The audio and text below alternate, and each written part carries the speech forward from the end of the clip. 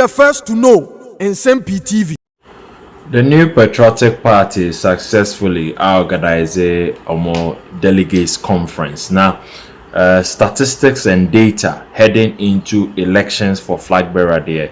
A idea a type during time previous elections, various statistics and data, and now in air parading around heading into the 2024 elections.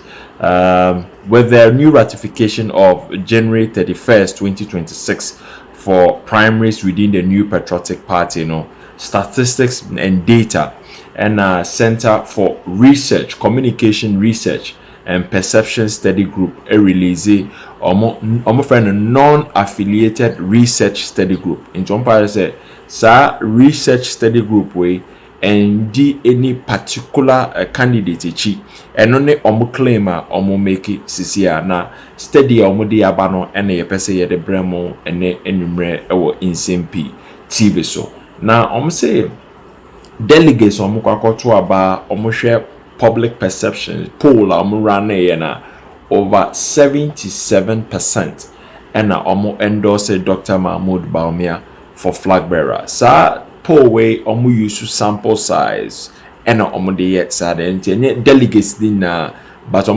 random delegates from different regions across the 16 regions of the Republic of Ghana. Steady now at 77% of the delegates and endorse Dr. Bawumia. Where a far reach distance from 63% during the elections for 2024 as flag bearer of the new Patriotic Party. And it has to say an upward trend in terms of 77%. Yebeka is info analytics and so omodeba said Dr. Bawumia ne percentages now are delegate support and the mano from the 63% because of the simple fact say omojidi say oton a particular presidential flag bearer na when we nimpo osanso de ne toaso a ombre te say osanso fre obi foforo new one asanso ayede edenako. Now one of the arguments is President go for all bano and instantly no we need His Excellency Nanado Dankwa go for and instantly no inti most of the presidential primaries of the flag bearer per culture and in the kaka hono omutai eden echo multiple times and sana eventually omo winning. Now research group no so omo say almost seek to conduct an unbiased social scientific research group into candidate preferences in democratic elections. Our previous elections, then now omutai test cons for the film, especially test con the new Patriotic Party associations award the universities across the length and breadth of the Republic of Ghana. Now so we a heavy on test con into one test con no section of them and I created that research group for communication research and perception study group. Now other information APM says 77.9% of the delegates at the NPP delegates conference held at the University of Ghana Sports Stadium Saturday July 19, 2025 said they preferred Dr. Bawumia and 20.2% Echuso, former Asin Central Lawmaker presidential hopeful Kennedy Ohene Japan. Kennedy Ohene Japan yebekaya onya around 30% in the previous elections. We almost said almost 20.2%. Former Education Minister Dr. Yao Osei Educhum epole 1.3% and Brian Champo enya 0.6% endorsement. Now a report said Dr. Bawumia claimed a vote of confidence I demonstrated the popularity, appeal, visibility, and penetration among primary delegates. There were some confirmations, whether a stage or not any stage. There were some confirmations. Dr. Bawumia waving ultimately said, "Na massive crowd na budget so and no confirmations." Say at least. Se steady ni buampo a wa utimi de wani hu utimi de waso eten na 7 another report APM said 85.6% 7% to decide say yenyi presidential candidate January 31st na yes or no 85.67% and na eg 2 minti widespread desire for candidate selection to be carried out early so omonya and on an organizational behavior level the results also suggest that a desire for strategic leadership, forward planning and closing ranks within the party. Inti yabeko tie some of the voices and excerpts near their marches are reports here. Center for Communication Perception and Research, Communication Research and Perception Study, or more group or more DAPM. As I said, some of the excerpts appear confirming research and some of the highlights are PM Canadian here Japan the entrance into the delegates conference. Dr. Mahmoud Bawumia speech, of course, honorable Afenyo marking the unity speech or my anti. You can see some of the excerpts see here the national delegates conference. If I compare study say a no correct and a womb and as obia na aire abonitrimo and oka. And the endorsement was very loud and clear.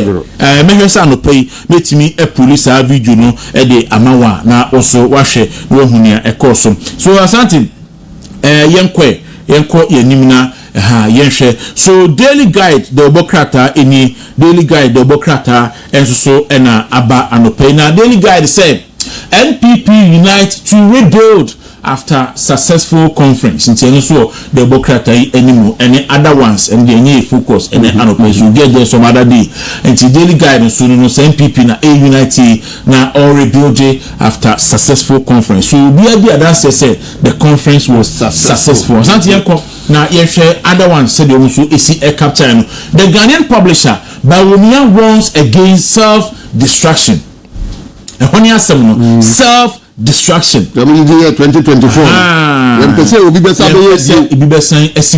NPP shall rise again after the marking and also we declare here Nsem-Pii the Ghanaian publisher the Bokrata no the Abba enti yako anywhere na yenhwe said ya Ghanaian Times the Bokrata was say at National Delegate Conference NPP embarks on sweeping reforms in to regain power.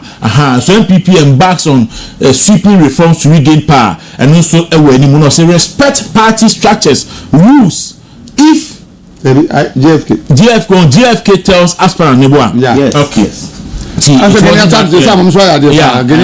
Times because last year the but this year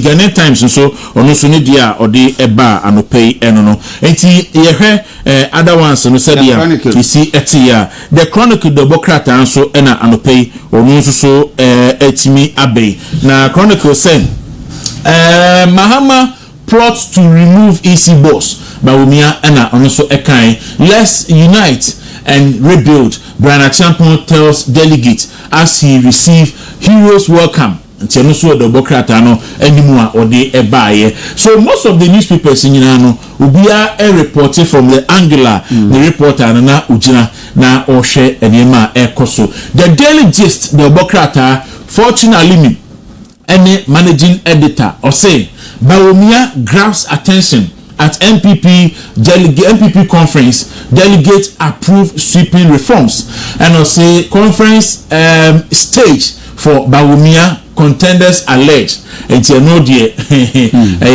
for and also say Brian mobbed and you know so the Bokrata anymore and almost so by so something so I think say largely you know Yehusania various newspapers no a report here me patcho yenhwe abrea Mahmoud Bawumia first of all I have a question back I say newspapers ba ni na nipa menu na capture omo okay Dr. Bawumia and Brian why well I know there this is editors na you be say omo but na microphone so temponkon so eso am from woman ni na emponko dey be a donkey ana free pokon so oh I see Saturday na wo in the me outside no outside Saturday na be share only God is no abontin na aden Bible say oh amami hwade akosua mo aben etro baby etro ni Facebook akosua maachi anopei na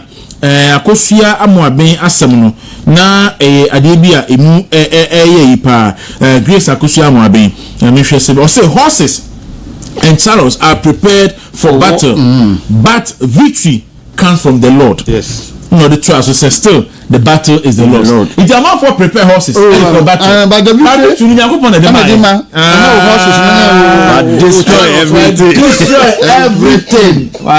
destroy everything.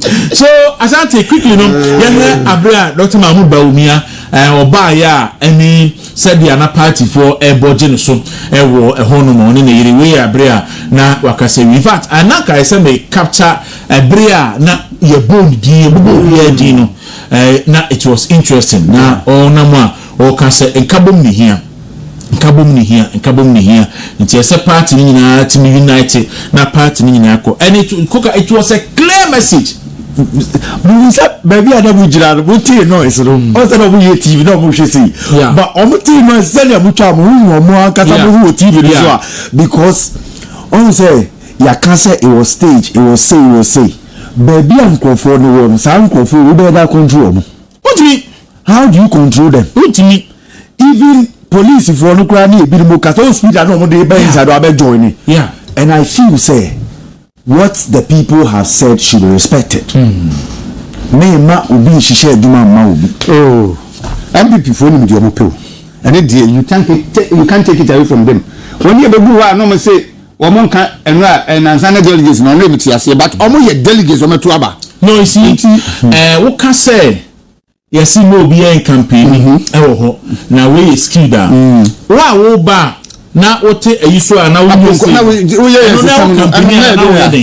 and look Abria and they were saying we won't change. Look, the only point in time na kabasa ye ba stadium ho Abria Nebra kere Japan na orem na enkrofo a enye delegate na accreditation na omo push se by force on person orem no e ho na di pinche na enkrofo twitwa video de beto abonte chaos aba so ye mo police for na ejina gate na no yes any security na ba so pa enye sa si ni ma aka kufi confusion bi ama ata sentimo so wo hwe se bia enkrofo ye no a eya na happy but ye kan na ye propaganda yi efiri ho we say this for can say ya okumi MPP for some pe wasem ena die o ma to ajaja mu ye call conference yi obi a modi look eni pampani for me ni ye di kan divine agom or a Greater Accra regional chairman the host host all ma kwaba no o ka say obi sorry na omunfa sima baako enkai enesia okumi owie no chairman Buti acting national chairman ni no onu so si yesim enti sa propaganda na nam kru no obi a hwa komma ne timpo anopai ye ni kan enfenfi wo ye kohemra. Before I conclude, I wish to express on behalf of my region our deepest condolences to the family of our late brother Honorable Nsem-Pii, a patriot whose life exemplified the values we gather here to uphold. May he rest in perfect peace. To the people of Akwetia, we stand with you in this difficult time. I sit down. Please, let us observe a minute silence for our departed brother, Honorable Kumi. So let us rise up. Everybody should stand up.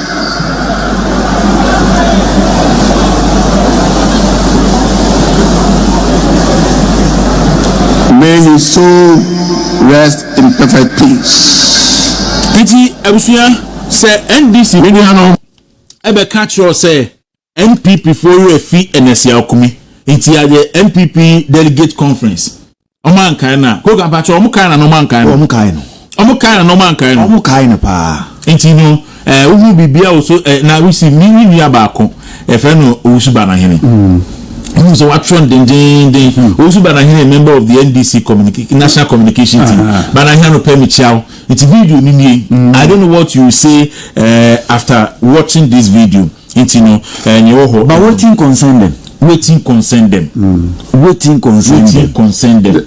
The concern one say, Oma try so many bibia enye akafa conference no campaign no eno manye bianca atonsu enti ene yanko tutu fam yanko pe bibi mra Professor Miss no ya sitting president eno free mu so no ane wu ye o se mo an so na mkum no ene de yanko pon ni ni asomdua park mo ya ne dan itu kokwa ni do ani na nado dan kokufu ado no mahama betena konya so for 4 years ebe di na de afani sanka o manu dan se bola eye wifo atenaye mo de mo mufi asam ba mo nka mi mama you say autopsy musi say you for bia mpani a wo die ne ku no be si mo bia na mo be kan obi de na obi de na mo be na mo be ka we enti ya ni mu gase na ato wo mo na mo ba mpa se bi enema be ya nwonran nanka abanu kwa kwa kotu January 31st no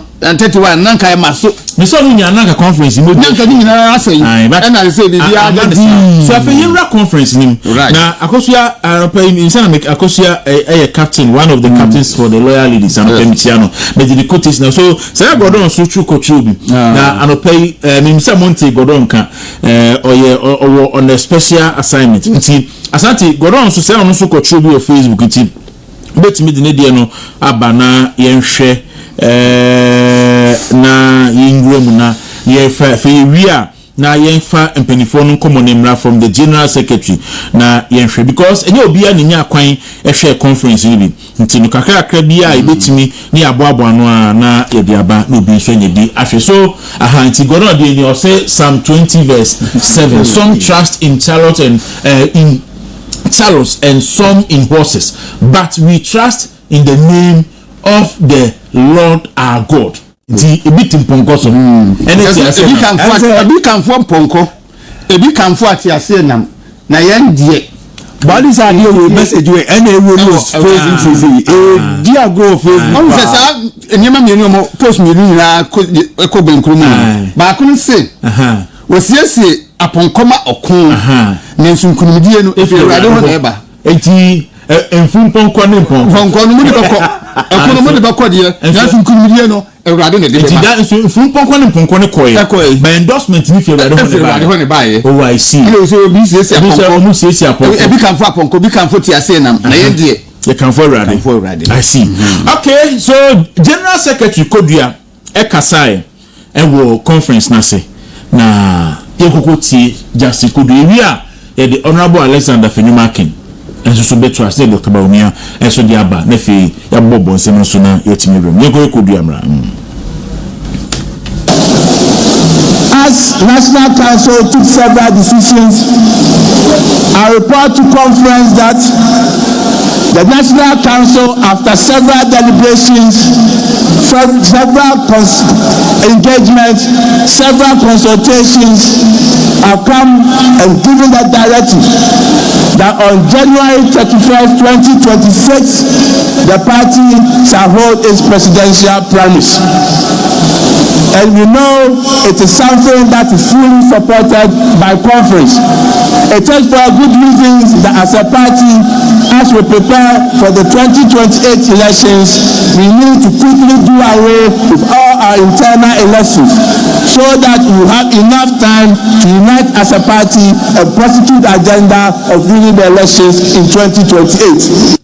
All right, so we are general secretary for the party or council conference take a decision and say decision by Juma because as a party we all internal election no wait me akọ afeyehwe Honorable Alexander Fenyumakin oka a lot of things. In fact, okasa and okasa responded to all the sectors and the performance of the NDC so far. Ni na important ye ni bra no pay baby aye focus and na no pay no the message to MPP for say we MPP near kai hu say ye fani ye touch back one ya touch MPP for now.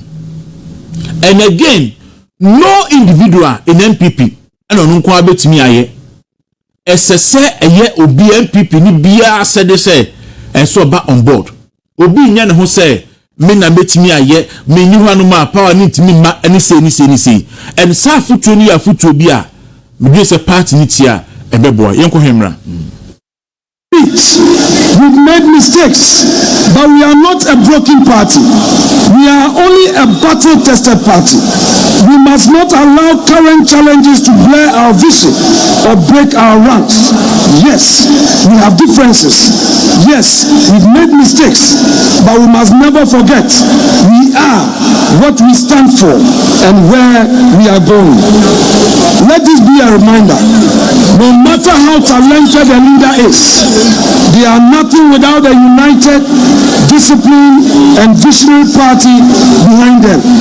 That symbiosis, leader and party rising together, it's what we must seek to achieve. No individual can make it alone. Everyone needs the party.